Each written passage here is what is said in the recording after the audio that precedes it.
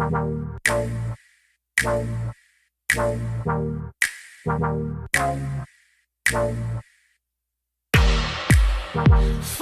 white rabbit. I'm taking potions, call me Alice.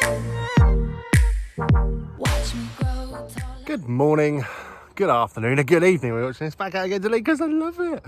I'm back on the Roman villa site today for part 2 of the Roman villa, because I'm trying to make the most of the villa, why it's accessible and open to the elements pretty much, so we can still see it with our own eyes. I have literally just been up there and chatting to some guys, and they've uncovered a secondary wall from earlier villa underneath.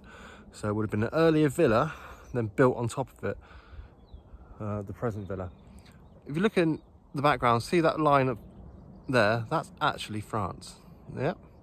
So they would have come across the channel and settled up here. Plus you've got a good old vantage point of the gateway to Europe, pretty much, from England. So it makes an ideal place to have a villa. Plus the gorgeous views. I'm also just about to make my way up to another trench that's been built, or dug. You don't build a trench, you dig a trench, Grimothy. To see what they've uncovered up a place called, I think it's Cop Point, the higher ground up here. So I'm going to go investigate what they found up there to where the villa is situated here. So yeah, to see if any connection with the two sites. If you like this sort of thing, give me a thumbs up, hit that subscribe button, and I promise you I'll be out metal detecting, looking for the hidden treasures beneath my very feet out in the British countryside. But until then, let's get the most out of this Roman villa site before it's lost again. As I'm walking up to see this other trench that's been dug, I'm actually walking past a trench that was also dug as a test pit to find out if anything was situated on the slope going up the hill. As far as I know, not a lot was found in this test bed other than flakes of flint work. So like napping a flint. So no Roman activity was actually here, but that was a test. That's what you saw in my last video, me filling in. We're going at the top now to see if they found anything up the top. I don't know.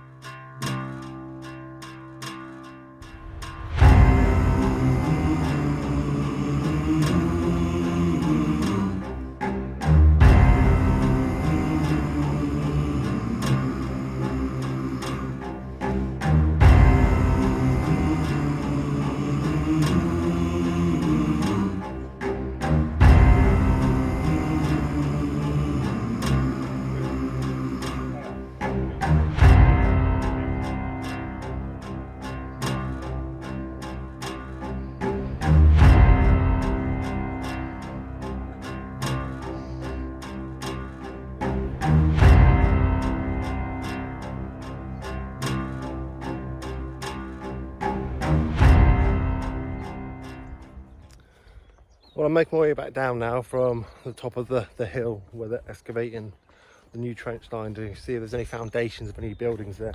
And they haven't found anything yet, but it is early days. So it is early days. So I'm going to make my way back down to the villa site and get some nice drone footage from above. And I'm going to try and superimpose the plan of the villa on top of the exposed area so you can see how big the villa was. And also the layout compared to exactly what's exposed at the moment. Yeah, still buzzing. I'm still buzzing just to be around this stuff. It's because I love it. I love history. So right now I'm walking down this grass, once where some Celtic people have walked, some Roman people have walked, possibly some Saxon people. I say Saxon because up on the hill here they built a roadway from Folkestone leading up towards Dover, and they uncovered a Saxon burial which is in the local Folkestone museum. I do believe it's a woman wearing jewellery along with Saxon weaponry, but that was discovered like building a road. Who knows what's beneath your feet?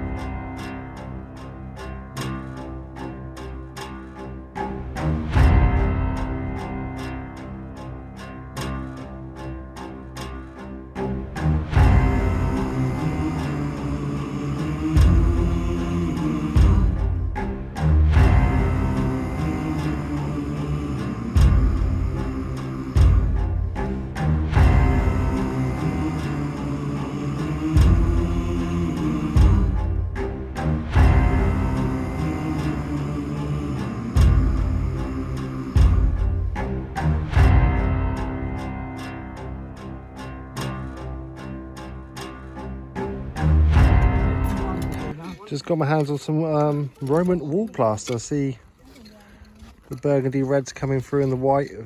Very precision line going through it as well. But yeah, this would have been a very well decorated building at one point. Well, ladies and gentlemen, I'm going to direct your attention to this here. It looks just like concrete. This is Roman concrete, and it's what they would have used for the bath houses. And I've actually picked a piece up, and it is extremely light for what it is. So yeah, you can see it's full of holes, and they would have used this. It would have been easier to work, and they would have done like the roofs of bath houses and stuff. But yeah, there's lots of this coming up. And as before, some more painted walls. So I know you guys are interested in my metal finds and stuff, but this stuff just amazes me. Just the amount of stuff that's now coming up, a bit more mosaic. It's all coming up now. And take a little walk over here. We'll see as I digging even more test bits around the villa, the more walls are becoming visible. Oh, sorry. Get in the way of people. You can see around the back here, the walls getting more visible. Each scraper we're going. And they're going deeper and deeper to find, obviously, the previous villa that was here. You see there's bits of bone there. That's all come up. You can see it because is that bit of bone as well? All being cleaned? Yep, that's definitely bone as well. Need to identify what animal it's from, or dare I say it, human? But I don't think it's human. Yes, it's full of bones, isn't it? Yeah. You bring them home and they're sitting on your dining room table and you think, oh. Well, as we're looking at the villa here, I've caught up with the actual archaeologist here to ask him some questions. I'll show you his feet. Amazing feet there, absolutely brilliant feet. So the history of this villa, there is actually two villas here rather than one. That's correct. Yeah. The first villa dated from? Around about 90 to 100 AD.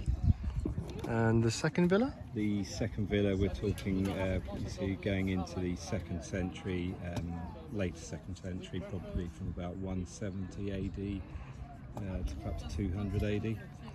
And what sort of people have lived here? Is this a rich person's house, or is this a rich family? Most certainly it would have been, yes. There's some discussion about who would have lived here, but certainly somebody wealthy, perhaps a landowner. It could even be someone who was associated with the Romans, embraced the Roman culture, a Romano British person who was living here. brought into Roman ways Yeah. and established a villa in the villa style. So would the family be originally from Rome themselves, do no, you think? not or necessarily. not? No, they may well have been indigenous, but have embraced the Roman culture. Got you. Yep. That's amazing. And did you think this is a standalone villa? Do you think there'd be other situated buildings around, obviously, than the main villa itself? There is some unproven historic research that discusses potential Roman walls that have been found up near Cot Point, so the Martello Tower number 3. Yeah. That is yet to be proven, and we've got some trenches up there. That's the trenches Currently. I went up to have a look earlier with the other archaeologists up there, which they haven't actually found much yet, but he holds great hope. That's right. So no evidence of it yet, but we live in hope. We do live in hope. Of course, we have had a separate block to this villa, which is a bit further to the south, perhaps towards the Loo Block and the tree that has eroded off the cliff. So that's already in the sea and washed away. Yeah, pretty much. Which would have been not as posh as this villa complex, but again an associated building. And that's really one of the main reasons we're here, because eventually it is going to get lost to coastal erosion. Yeah. And so we're sort of recording what is here before it goes. I would just like to point this, if you do ever go down the beach for beachcombing, you find anything you think maybe of Roman artifacts or anything, please get it recorded by the people it should be recorded to, your finds liaison officer mainly. Get in contact with them just to show, I found this down here, because it may be in a strong key connection to the villa and any other buildings around here. The archaeological feat again. I thought of the question, why does it get uncovered and why does it get covered back up? Okay, well, what we know was that the original villa and mosaic was uncovered in 1924. It was a popular tourist attraction at that time, many hundreds of visitors. It had a covered structure over the top of it to protect it, that we know. We've seen from photographs as well. I think that's what those anchor points are there, the square anchor points is where the old structure points. Yeah. What we don't know so much is what happened in the period during the war and post-war. There is talk that the structure was pulled down and may have even been used for firewood for troops stationed here. So, and also from local stories from people who are now sort of perhaps in their 80s who played on the open mosaic room in the 1950s. Yeah. They recall loose tesserae and throwing it around. So Billy's on loose tiles and just throwing it around as if... of the mosaic, yeah, great toy for children of the 1950s. And so we weren't entirely sure what condition the mosaic was going to be in. Yeah. So that's one of the objectives, one of the reasons we've been looking at it. If you pan over to that direction, you can see how they conserved it was putting down a layer of sand and then paving slabs over the top.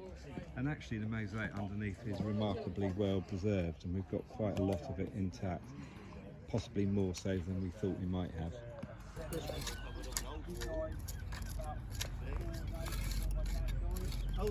This still amazes me looking at this mosaic. Just the intricacies of it pieced together. Who knows what it will look like complete. How's Becky? Marble, Struggling on. modern marble. Trying to get seen.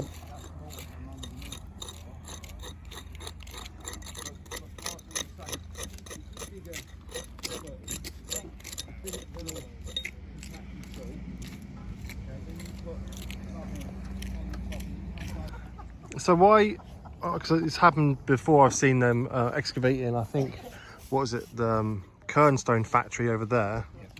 That was excavated and covered up again. So this is, I'm assuming it's going to be covered up again soon. Why is that? Why don't they leave it open to the public? Or Yeah, I mean, it's a number of factors really. We've got a limited time here and budget. Yeah. But you know, we've met our objective, which is to see what condition the mosaic's in. Yeah. From this point on now, we will have to consult with specialists who will determine what is the best way of either preserving the mosaic, bearing in mind that it will eventually be lost to cliff erosion, Yeah. or can we potentially lift it and put in a museum if there's enough there that warrants display in a museum. I think that is Yeah. personally, I think that should be in a museum rather than buried and lost to Mother Nature, just taking everything back. But that's what I think. So we cover it up again to preserve it until that decision is made on how to best lift it or preserve it in a different location, and that takes a certain amount of time And a lot of money, consultation yeah, and lots of money. I and understand that. paperwork. Well, thank you very much, Mr. No problem. Archaeologist, for your time and answering my questions. Thank you.